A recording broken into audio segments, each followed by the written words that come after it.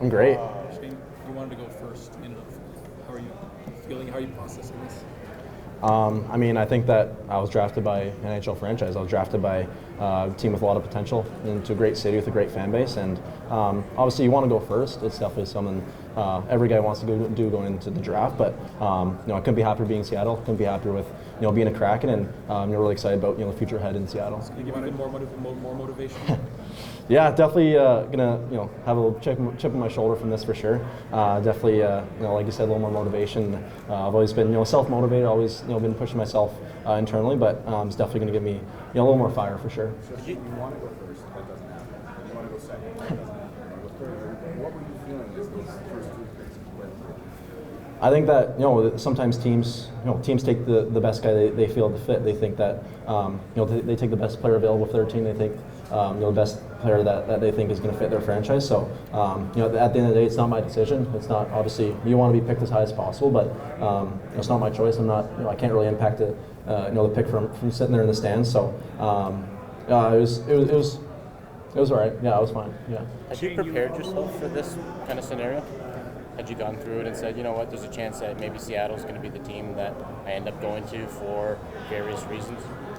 I think that you prepare for every situation. You prepare for whatever could happen. I think that personally for me, it's really important to never get too far ahead of yourself. Never start thinking too far ahead in the future with stuff that you think is going to happen rather than something that actually has happened. So it's always important to prepare for every situation. Prepare for whatever you may end up. There's obviously a feeling of excitement when you're drafted. I'm wondering if you also felt some relief.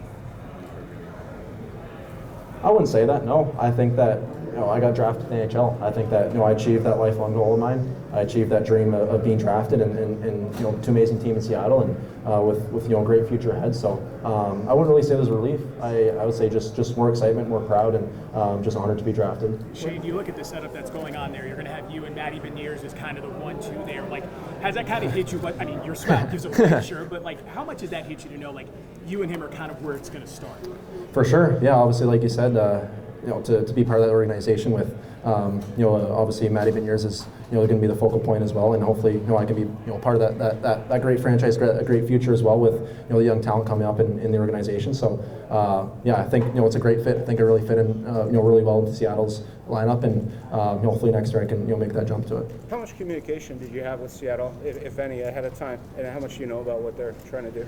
Yeah, I had a good amount of communication. Went out for dinner with a couple of their heads, a couple of their scouts, and obviously met them in the combine as well. Had a great conversation with them. So and definitely, I know their assistant coach as well, Paul McFarland, used to be was I guess kind of my head coach in Kingston. We didn't actually play any games under him, but I know him from past Zoom calls and all that. So got to build a relationship with him. So I know them pretty well. Had a pretty good understanding of what they're about, and really liked everything about it. Really liked what they thought they're building and where I fit into their organization. So just super proud. Did you get a chance to meet with him yesterday at all, or when was the last time you met with him prior to today?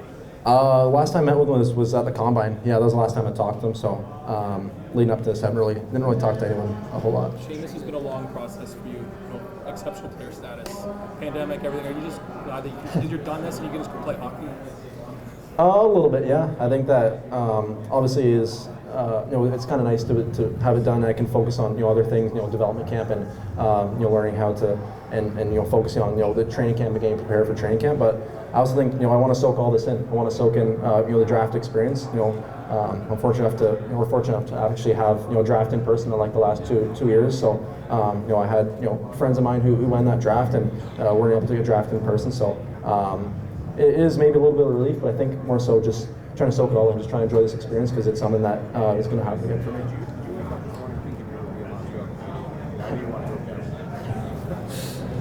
I mean, obviously, you picture that in your mind. You picture your name being called first and walking up on stage, putting that jersey, especially with the draft in Montreal with them as first. And like you said, definitely gonna put a chip on my shoulder for sure, and give me a little more motivation. Do you foresee yourself playing for Team Canada in August or juniors?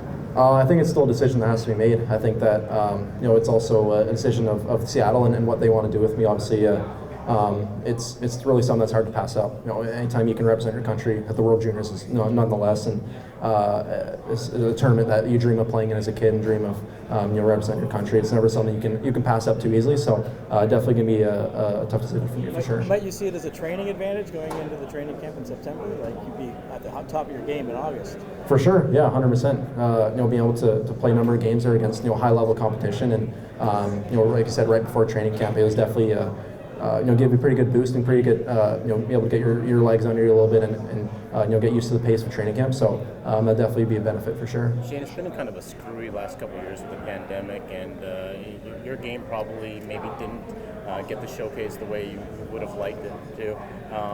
Have you seen the best of your game in the last couple of years?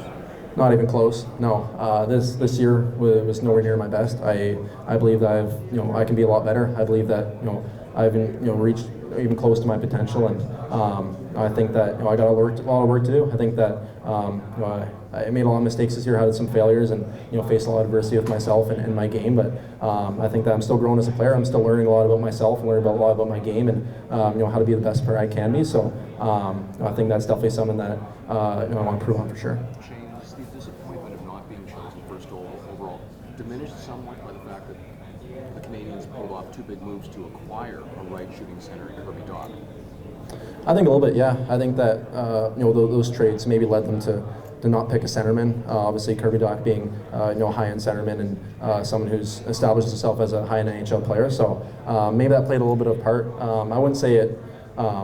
I was disappointed or anything, or less disappointed because they did that. I just think that that's what Montreal felt was the best move for them, and that's what they did. So that's just what kind of happened for them. Your buddy,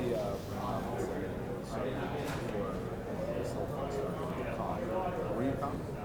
Yeah, I think so. I think that I was, like I said, I was just trying to soak it in. I wasn't at that point. It wasn't anything I can do to change the direction of the draft, change the direction of what the teams thought. So my mindset was, and what I was thinking is that there's no reason to be too nervous, no reason to be super nervous or anxious going into it, because it's at the end of the day, it's out of my control. It's not really something I can choose. It's not really decision that's mine to be made. So I'm just trying to stay as calm, as cool as possible, and just kind of soak it all in. Shane, have you got the chance to gauge your family's reaction? Obviously, geographically, the difference between going Montreal and Seattle, it's a big change. I think that in terms of playing the NHL, I think that geography and where you play doesn't matter as much. I think that at the end of the day, it's a lot about the situation you're in and the organization and what fits best for you. And I feel like Seattle's a really good fit for me. I'm really excited to be there, and really excited for what's ahead in Seattle for sure. What was Ron Francis's message? Yeah, he said he's happy to have me. He said he's proud and really excited for me to be there. And I said the same thing. I was really proud and honored to be in Seattle. And he said that was a really good fit. He said he was really excited to have me there. So and I feel the same way. Did you sense he was a little surprised as well that you were still available? Maybe a little bit, yeah. I think that at the end of the day, that's their job, right? They have to adapt to those different situations. They have to adapt to maybe what they think is not normal or what might not happen or what does happen. So maybe a little bit, yeah. But I think that's it's his job to. And he's obviously smart enough, and he's obviously a credible hockey mind, so he can understand and make those adjustments pretty quick. Shane, how do you manage perspective in a moment like this? Because yes, everybody says, "Oh, when you go first," but at the end of the day, you were still a number 4 pick. You're still top 5. You're a franchise future cornerstone. Like, how do you manage it knowing it's not the end of the world? Yeah, I think that at the end of the day, it's maybe less about position, more about. It's less about the number you go, more about where you go and the position you're in, and the best fit. So. Obviously it's a great situation for me. I think it's a great fit. I think it's something I'm really excited to be a part of. Really excited to, like I said, build to the future in Seattle, and hopefully be a big part of their future. Shane, congratulations.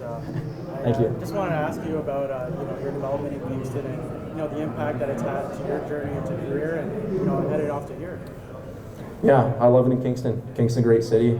Super fortunate to be there. Obviously, it's an unbelievable city, and we had a great organization. There had a lot of high-end players go through there as well, and some great coaches as well. Like Paul McFarland, now assistant coach in Seattle. So it really definitely helped my development for sure. Definitely helped shape me to where I am today, and I'm really happy to be part of that for sure.